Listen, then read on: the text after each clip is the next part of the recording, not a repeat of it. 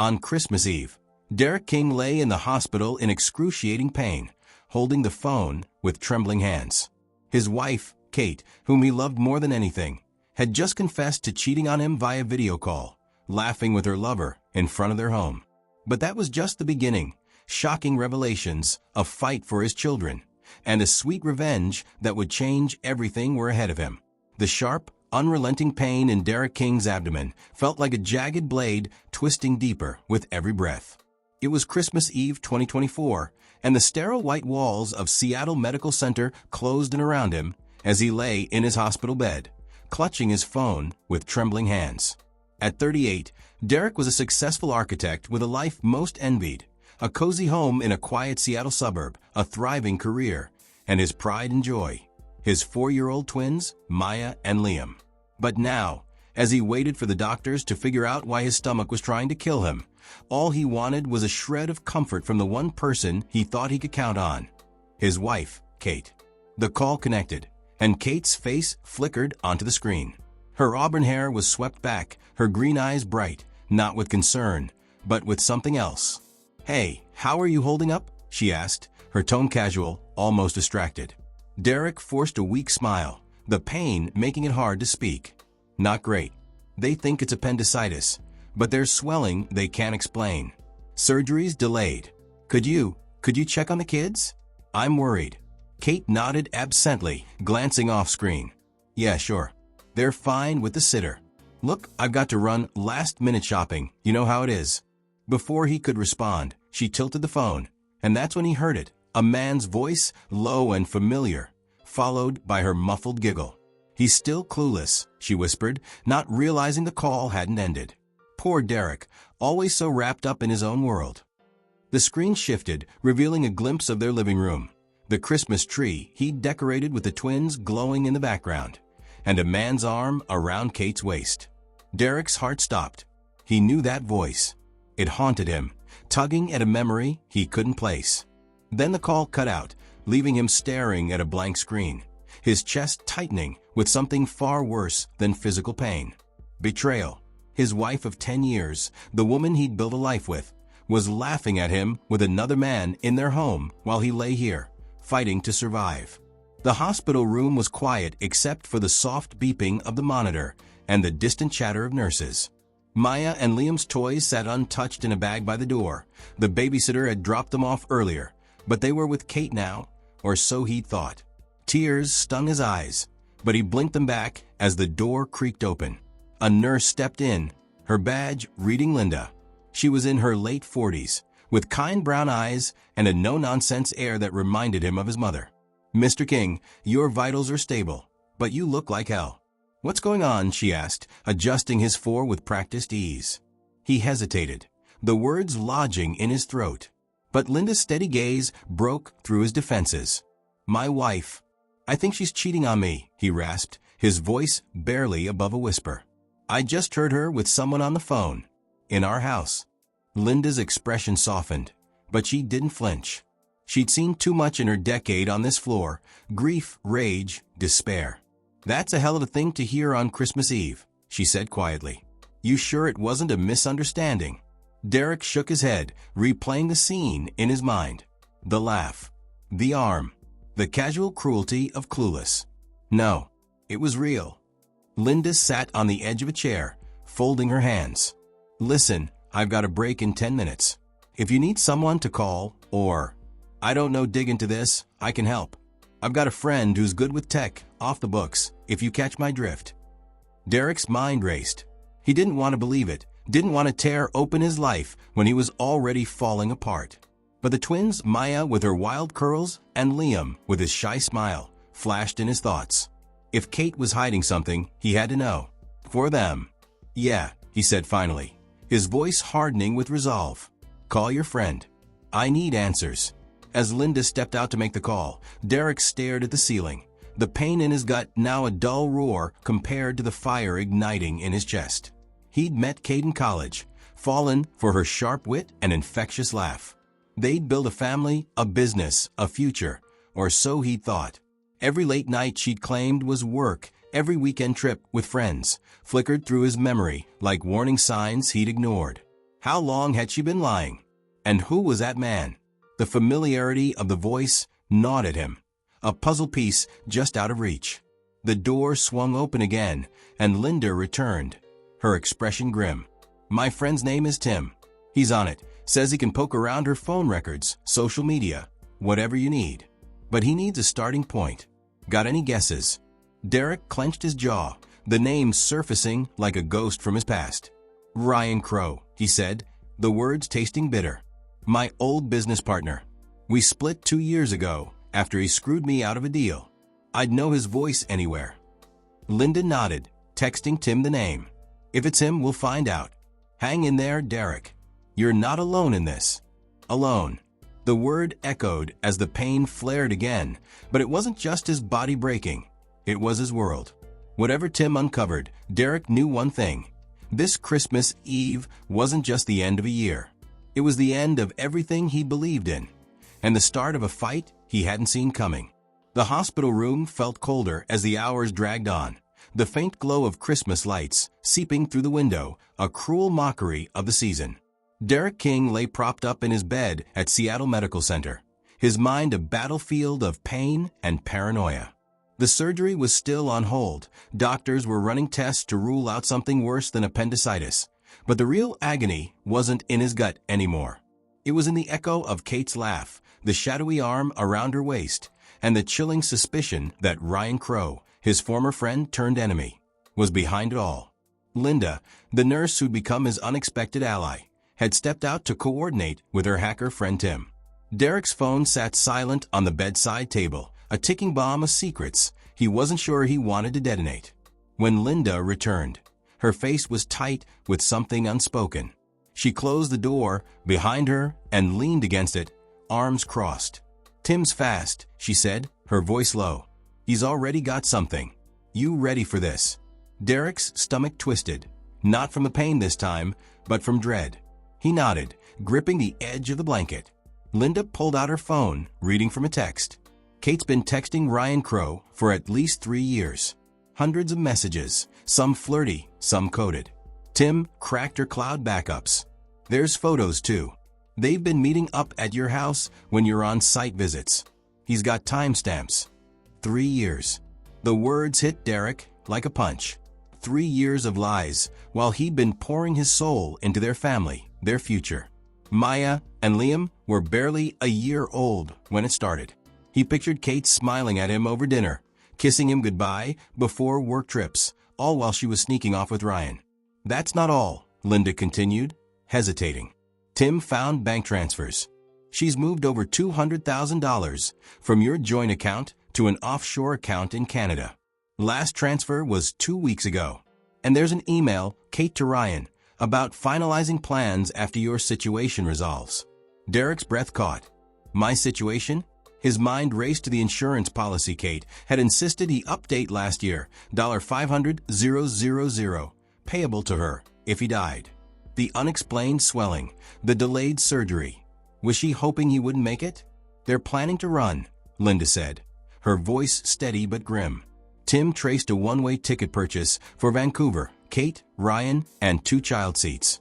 Dated for January 2nd. They're taking your kids. The room spun. Maya and Liam, his whole world, stolen by the woman he'd trusted most, with a man who'd already betrayed him once. Ryan Crow had been his partner in their architecture firm, a charming shark who'd convinced Derek to trust him with the books. 2 years ago, Ryan had bought Derek's share for peanuts after a shady deal tanked their biggest project.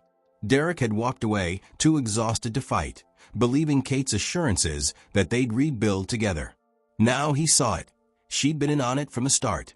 I need to stop them, Derek said, his voice raw. He tried to sit up, but a stab of pain forced him back. Linda grabbed his shoulder. You're not going anywhere until the doctors clear you. But we've got time. It's December 24th. They're not moving yet. Tim's digging deeper. He thinks Ryan's got more skeletons. Derek's hands clenched into fists. I don't care about skeletons. I want my kids safe. Can he track them now? Linda nodded. He's pinging Kate's phone. She's still at your house. Ryan too, from the looks of it. The thought of them together in his home laughing, plotting, lit a fire in Derek's chest. He'd been blind, but not anymore. "Tell Tim to keep watching," he said. "And I need a lawyer. Someone who can move fast." Linda raised an eyebrow. "I know a gal, Emily Reed. She's a bulldog in divorce cases. Handled my cousin's mess last year. I'll call her." As Linda stepped out again, Derek's gaze fell on a photo pinned to the wall. Him, Kate, and the twins at a pumpkin patch last fall. He'd thought they were happy. How had he missed the cracks? Minutes later, Linda was back with news. "Emily's on board. Says she can file an emergency custody order as soon as you've got proof. And Tim just sent this." She handed Derek her phone. It was a screenshot of an email from Ryan to Kate, dated 3 days ago. "Once he's out of the picture, we cash out the firm's last assets. New life, new names. The kids will adjust." Derek's blood ran cold. The firm's assets? He'd assumed Ryan had bled it dry, but apparently there was more. Money Ryan had hidden. Money Kate had helped him siphon. And out of the picture didn't sound like divorce. "There's something else," Linda said, scrolling. Tim hacked Ryan's calendar. He's meeting a guy tomorrow, Christmas Day, at some warehouse. Tim thinks it's a cash drop. Could be leverage. Derek's mind word. Leverage meant power, and power meant protecting his twins. "Tell Tim to follow it," he said. "If Ryan's dirty, I want every detail." Linda nodded, typing furiously. "You're tougher than you look, Derek. Most people would have broken by now." Broken? He felt it, the weight of betrayal crushing his ribs. But he wouldn't let it win. Not while Maya and Liam needed him. As Linda left to relay his orders, a doctor entered, clipboard in hand. "Mr. King, good news. It's appendicitis with complications, but we're prepping you for surgery tonight. You'll be out by morning." Derek forced a nod, his thoughts elsewhere. Surgery was the least of his worries now. Kate and Ryan thought he was weak, clueless, disposable. They were wrong. By the time the anesthesia kicked in, Derek had a plan forming, a hazy, desperate blueprint fueled by rage and love. He'd survive this night not just for himself, but to tear apart the life Kate and Ryan thought they'd stolen. The secrets were piling up, and he'd use every one to bury them. The haze of anesthesia faded as Derek King blinked awake in his hospital room at Seattle Medical Center. It was Christmas morning 2024, and the faint hum of a carol drifted through the halls, a stark contrast to the storm raging inside him. The surgery had gone well, his inflamed appendix was out, and the complications were just a nasty infection, nothing fatal. Physically, he'd live. Emotionally, he was a man on fire. Kate's betrayal, Ryan's treachery, and the threat to his twins, Maya and Liam, burned away any lingering doubt. He wasn't just a victim anymore, he was a hunter, and his prey didn't even know it yet. Linda slipped in, her nurse's scrubs wrinkled from a long shift. She carried a styrofoam cup of coffee and a look of quiet determination. "You're up," she said, handing him the cup. "Docs say you're stable, and I've got updates." Derek sat up, wincing as the incision tugged, but waved off her concern. "The kids, where are they?"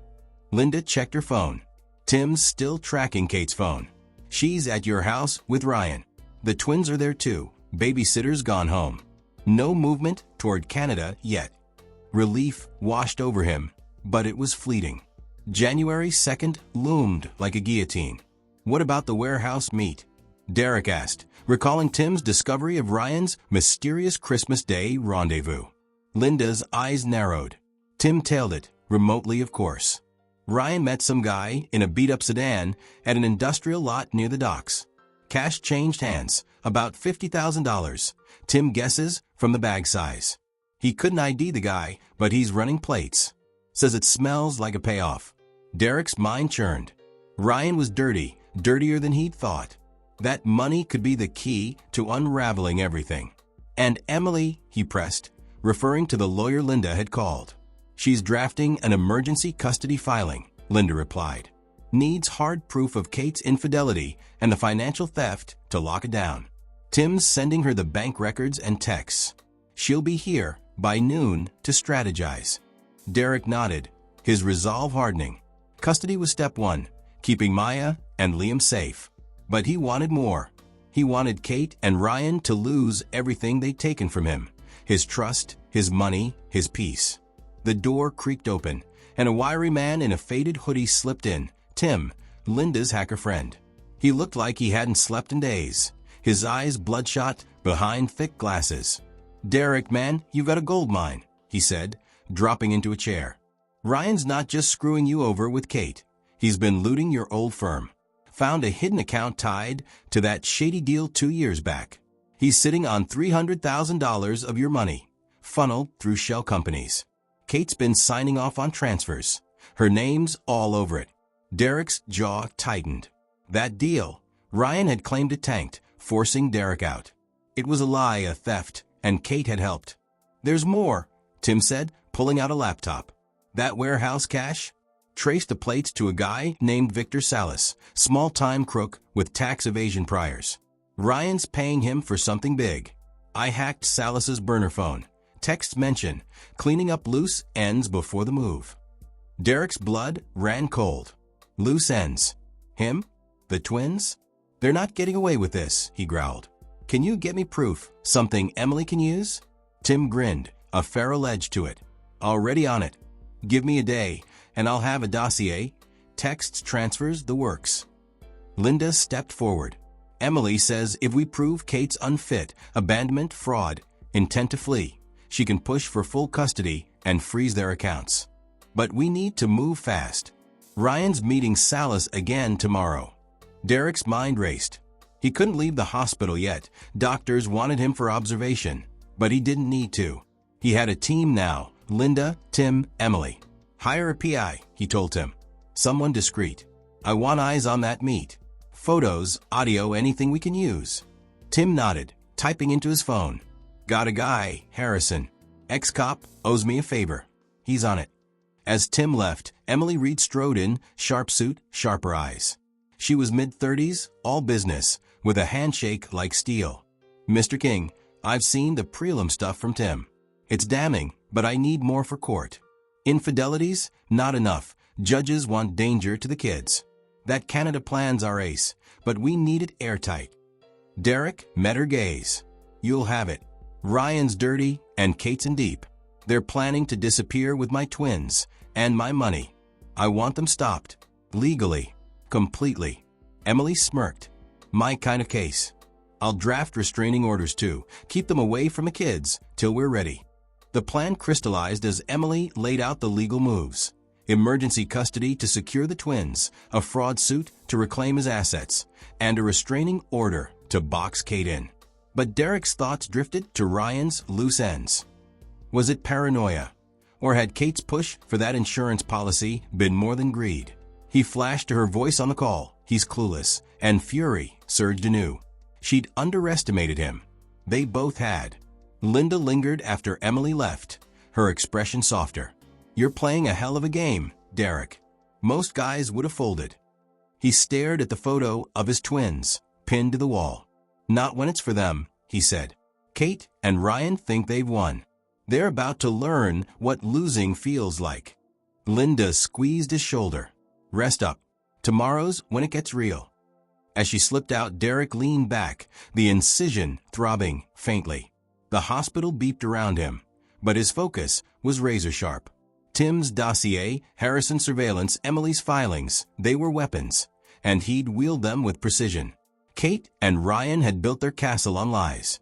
He'd tear it down, brick by brick, and build a new life from rubble. For him, for Maya, for Liam. The fight was just beginning. Christmas had passed in a blur, and by December 26th, Derek King was discharged from Seattle Medical Center. A man reborn in resolve, if not in body. The incision still ached, but the fire in his chest burned hotter. Kate and Ryan thought they held all the cards: his twins, his money, his future. But Derek's makeshift team had turned the tables.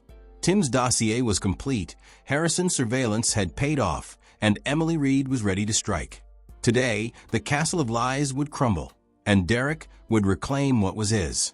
He sat in Emily's sleek downtown office, the Seattle skyline gray and brooding beyond the window. The lawyer slid a stack of papers across her desk: custody filings, fraud claims, restraining orders, all fueled by Tim's digital haul. texts proving Kate's affair with Ryan, bank records of stolen funds, and the damning Vancouver tickets. "This is airtight," Emily said, tapping the pile. "The emergency custody hearings set for tomorrow. With the Canada plan, I'll argue Kate's a flight risk, unfit parent. You'll get the twins." Derek nodded, his jaw tight. "And the money?" Emily's eyes gleamed. "Fraud suits filed. We're freezing their accounts today." "Ryan's hidden stash from your firm?" "Ours too, once the judge sees the shells." The ace up their sleeve came from Harrison, the PI. He tailed Ryan's second meet with Victor Salas at the warehouse.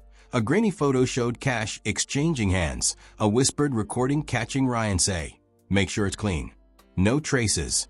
Tim had dug deeper. Salas was tied to tax evasion and shady cleanup jobs. It wasn't proof of violence, nothing that dark, but enough to suggest Ryan was burying tracks. Emily added it to the pile. "This spooks the judge," she said. "Shows intent to vanish." Derek's phone buzzed. Linda, checking in. "Kate's freaking out," she relayed from Tim's latest ping. "She's at home, yelling at Ryan. Thinks the bank flagged something." "Good. Let them squirm." By noon, Emily filed the motions, and a court clerk served Kate and Ryan at the house. Derek imagined her face, shock turning to rage, as deputies handed over the restraining order. No contact with him or the twins. An hour later, a friend at Child Protective Services picked up Maya and Liam, placing them with Derek's cousin until the hearing. They were safe. Step 1 complete. The fallout hit fast. Tim intercepted a call, Kate to Ryan, frantic. "The account's locked." "What did you do?" Ryan's reply was curt. "It's him. He knows." Derek smiled grimly. Let them turn on each other. Harrison's next report sealed it. Salas had bolted after the bank freeze, leaving Ryan scrambling. Tim traced a bonus find. Ryan's tax filings were a mess, hiding income from the firm's looted funds. A tip to the IRS was all it took. They'd investigate soon. The hearing on December 27th was brutal. Kate sat across the courtroom, her composure cracking as Emily laid out the evidence. 3 years of infidelity, $200,000 siphoned, the Canada plot. Ryan wasn't there, subpoenaed but absent, a coward to the end. The judge, a stern woman with no patience for liars, ruled fast. Full custody to Derek, accounts frozen. Fraud case greenlit. Kate's plea, "I was just unhappy," fell flat. She left in tears, no kids, no cash, just a lawyer scrambling to keep up. That night, Derek sat in his cousin's guest room, Maya and Liam asleep beside him. Their small hands clutched his shirt, and relief drowned out the lingering pain. Ryan's reckoning came days later. IRS agents raided his apartment, charging him with tax evasion. 5 years in prison, the news said. Kate? She moved into a dingy rental, waitressing to survive, her charm useless now. Derek's revenge was quiet, legal, complete. They'd lost everything, freedom, wealth, each other, while he'd won back his life. A year had passed since that fateful Christmas Eve, and Derek King stood in the backyard of his new home in Tacoma, a quiet town just south of Seattle. The December air was crisp, laced with the scent of pine from a small tree the twins had helped decorate. Maya and Liam, now 5, darted across the grass, their laughter a melody that drowned out the ghosts of the past. Derek watched them, a thermos of coffee warming his hands, and felt something he hadn't in ages. Peace. Kate and Ryan had torn his world apart, but from the ashes, he'd built something stronger, something real. The house was modest, a 3-bedroom craftsman with a porch swing and a fenced yard, but it was theirs. After the court victory, Derek sold the old place, the one stained with Kate's betrayal, and used the equity to start fresh. The twins thrived here, their new preschool a block away, their nights filled with stories instead of uncertainty. Linda, the nurse who'd been his lifeline, was inside now, humming as she baked cookies. She'd become more than a friend. 6 months ago, they'd started dating, her steady kindness a balm to his scars. "You're a survivor," she told him once. He hadn't believed it then. Now he did. Kate's fall had been swift and final. After losing custody and the fraud case, she'd spiraled. The frozen accounts left her with nothing, no luxury condo, no getaway plans. She'd taken a waitressing job at a diner off I-5, her designer heels traded for sneakers, her charm wasted on indifferent truckers. She'd texted Derek a few times, begging to see the twins, but he'd blocked her. The restraining order had lapsed, but his boundaries hadn't. Emily Reed, his lawyer, had warned him. She'll try guilt next. Sure enough, a letter arrived last month, Kate claiming she'd learned her lesson, asking for a second chance. Derek burned it without replying. Actions, not words, mattered now. Ryan's fate was harsher. The IRS had nailed him, 5 years in federal prison for tax evasion. His hidden $300,000 seized. Word from Tim was that Ryan had written too, a scrawled note from lockup pleading for bail money. Derek trashed it with a laugh. The man who'd stolen his business, his wife, his trust, was rotting behind bars, and Derek felt no pity. Victor Salas, Ryan's shady contact, had flipped on him for a plea deal, sealing the case. Justice had been slow, but it was thorough. Derek's life had blossomed in ways he hadn't expected. His architecture career rebounded. He'd gone solo, designing eco-friendly homes, a passion Ryan had once mocked. The twins' preschool teacher, a widow named Clara, had introduced him to a support group for single parents. There, he'd found camaraderie, swapping stories of loss and resilience. Linda fit into this new circle seamlessly, her own kids, teenagers from a past marriage, adoring Maya and Liam. Even Tim, the hacker, dropped by sometimes, his tech skills now aiding Derek's small business.